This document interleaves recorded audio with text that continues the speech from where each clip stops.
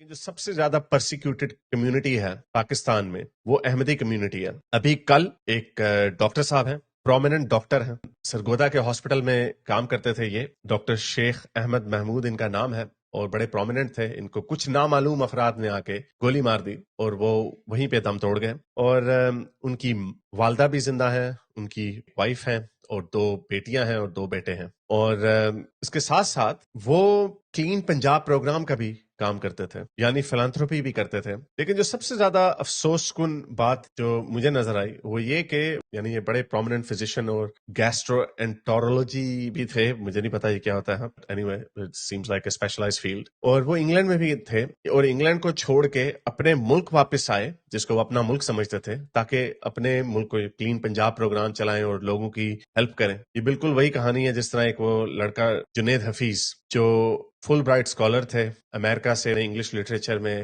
انہوں نے ڈگری حاصل کی، پھر پاکستان آئے، ملتان میں بہاؤالدین یونیورسٹی میں آ کے انہوں نے پڑھانا شروع کر دیا، کیونکہ ان کے اندر بھی کیڑا تھا کہ انہوں نے پاکستان کی خدمت کرنی ہے. تو 2015 میں ان کو گرفتار کر لیا گیا تھا گستاخی کے نام پہ، اور اب تک وہ کال کوٹری میں سڑ رہے ہیں. یعنی ایک ینگ بندہ جو پاکستان کے ساتھ حب الوطنی کے جذبے میں سرشار تھے اور انہوں نے اتنی بھاری قیمت ادا کی. اس لیے جب یہ لوگ مجھے پاکستان کے ہمارے ایکس مسلمز اور ایتھیسٹ اور یہ بھی ابھی جو انڈیا کے ساتھ جو ایپیسوڈ ہوئی اس کے اندر ان کا جذبہ حب الوطنی بڑا چڑھ چڑھ کے بول رہا تھا، تو اس لیے مجھے یہ لوگ سوری ٹو سے مجھے بیوقوف لگتے ہیں. اور میں نہیں کہتا کہ آپ اپنے ملک کے اوپر بیجا کرٹیسزم کریں، ناجائز کرٹیسزم کریں، لیکن ڈسپیشنیٹ ہو کے آبجیکٹیولی چیزوں کو تو دیکھ سکتے ہیں. یہ جو ڈاکٹر محمود ہیں یہ تو ابھی واقعہ ہوا نا، اس سے پہلے اپریل میں 2 احمدیوں کو مار دیا، کراچی میں اور لاہور میں، اور ایک کو تو موب نے مارا. دوسری جو ڈسکریمنیشن کی اکثر ویڈیوز ہیں وہ آتی رہتی ہیں، ان کے گھروں میں چھاپے مارے جاتے ہیں، ان کی مسجدوں کو توڑا جاتا ہے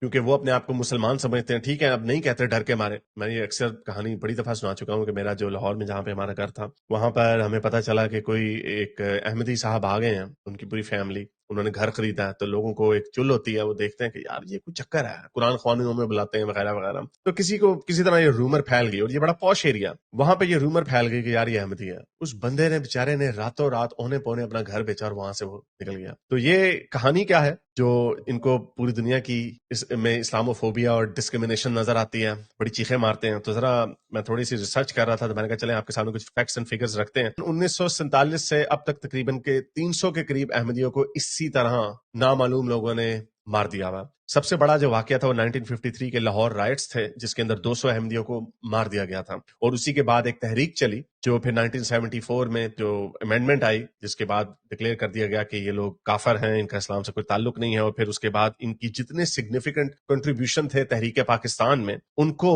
ریموو کر دیا گیا. کچھ جو نوٹیبل احمدی ہیں اوبویسلی ان میں سب سے اوپر سر ظفر اللہ خان صاحب ہیں، جن کو برطانیہ نے ان کو نائٹ ہوڈ دیا تھا. اور محمد علی جناح نے ڈان کے آرٹیکل کے مطابق انہیں ایک دفعہ اپنا بیٹا کہا تھا کہ یہ میرے بیٹے کی طرح، اور انہیں ہی یونائٹڈ نیشن میں بھیجا جہاں پہ انہوں نے کشمیر اور فلسطین کا کیس رکھا. اور جو لاہور ریزولوشن ہے 1940 کا، اس میں انہوں نے کلیدی کردار ادا کیا. اور وہ پاکستان کے پہلے فورن منسٹر بھی تھے جن کو قائد اعظم نے خود 25 دسمبر 1947 کو اپنا پہلا فورن منسٹر بنایا. بہرحال 1974 کے بعد جب اسٹیٹ نے ایک ڈسکریمنیشن سینکشن کر دی تو اس کے بعد سر ظفر اللہ خان صاحب کا جو اسٹیٹ کے آرکائیوز ہیں ان میں ان کے کنٹریبیوشنز کو مٹانا شروع کر دیا، لیکن ہسٹری اتنے آرام سے ریموو نہیں ہوتی. تو بہرحال جو قتل و غارت کا جو سلسلہ ہے اس میں جیسے آپ کو بتایا 1953 کے لاہور رائٹس ہوئے، 200 احمدی مارے گئے. 1974 میں پھر سے رائٹس ہوئے، تقریباً 12-13 کے قریب مارے گئے. جب کانسٹیٹیوشن کی امینڈمنٹ کر بھی دی 2010 میں لاہور میں میسیکر ہوا احمدیوں کی مسجدوں پہ،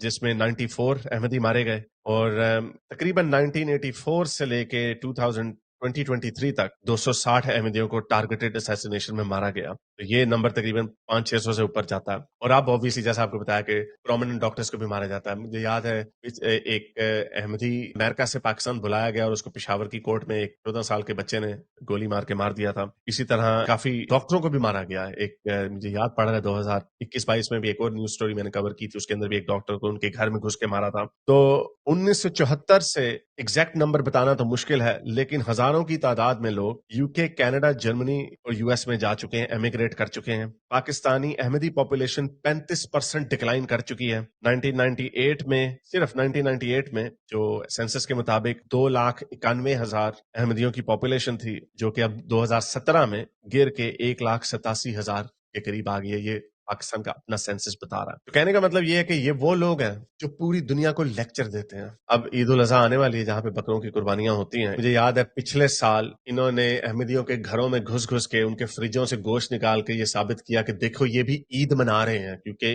जो इनका जो स्टेट की जो पोजीशन है 1974 से, वो ये कि अहमदी कोई ऐसा त्योहार नहीं मना सकते जो कि मुसलमानों से मुताबिकत रखता हो। जैसे रमजान के रोजे नहीं रख सकते, ईद नहीं मना सकते, ईद उल अजहा नहीं मना सकते, यानी बकरों की कुर्बानियां नहीं दे सकते, और अपनी मस्जिदों का जो आर्किटेक्चर है, जो वो मीनारे और गुंबद जो बनाया जाता है, गुंबद जिसे कहते हैं, वो बनाया जाता है, तो वो भी नहीं बना सकते क्योंकि ये इन्होंने मुसलमानों से चोरी किया। बड़ा सिंपल सा आर्गुमेंट है इसके खिलाफ कि जाहिर बात है उनका जो मजहब है वो मेन स्ट्रीम इस्लाम की एक्सटेंशन है, जिसके अंदर मिर्जा गुलाम अहमद कादियानी जो उनकी एक सेंट्रल फिगर है, जहां से ये उनका सेक्ट बनता है। मोर्मनिज्म जो क्रिश्चियनिटी का एक आगे से सेक्ट है अमेरिका में, वो उन्होंने बनाया वहां पे। लेकिन उनकी इस तरह की, आप उनको कह दें कि भाई ठीक है तुम जो भी हो। अभी मैं सुन रहा था कि वो जो खादिम हुसैन लंगड़े का जो बेटा, क्या नाम है उसका, साद रिजवी, ये जो अभी झड़पें चल रही थी इंडिया के साथ, तो वो ये कह रहा था कि, या पता नहीं उसके कहने वाले उसका फेक अकाउंट होगा उसी तरह का, लेकिन उसकी बड़ी फॉलोइंग है, वो ये कह रहा था कि एक मिसाइल उधर कादियान में भी डाल दो इंडिया में। यानी इतनी उनको नफरत है कि ये इनका मिसाइल वहां पे भी ठोक दो, यानी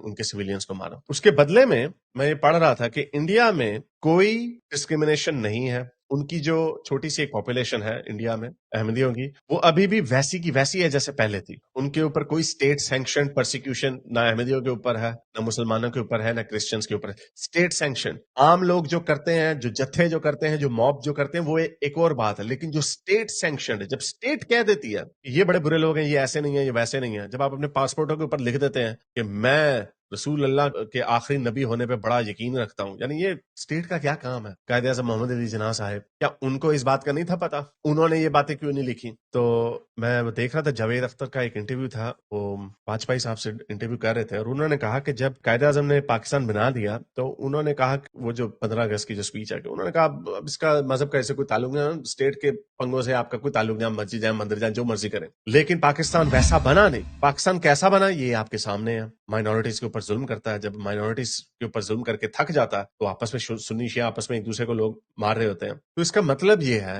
कि जब आप मजहब के जिन को बोतल से बाहर निकालते हैं, तो जिसने उस जिन को बाहर निकाला होता है, जैसे मोहम्मद अली जिन्ना साहब, वो भी उसको काबू नहीं कर सकते। तो ये पाकिस्तान एक सॉरी स्टेट है, इसकी हर चीज खराब है, इसकी हर चीज टूटी हुई है। इसको सही करने का एक ही तरीका है कि जिस तरह इन्होंने पहले मुल्क चलाया उससे ऑपोजिट करें हर काम। कॉन्स्टिट्यूशन से लेके अस्करी क्यादत से लेके हर चीज की ओवरहॉलिंग की जरूरत है।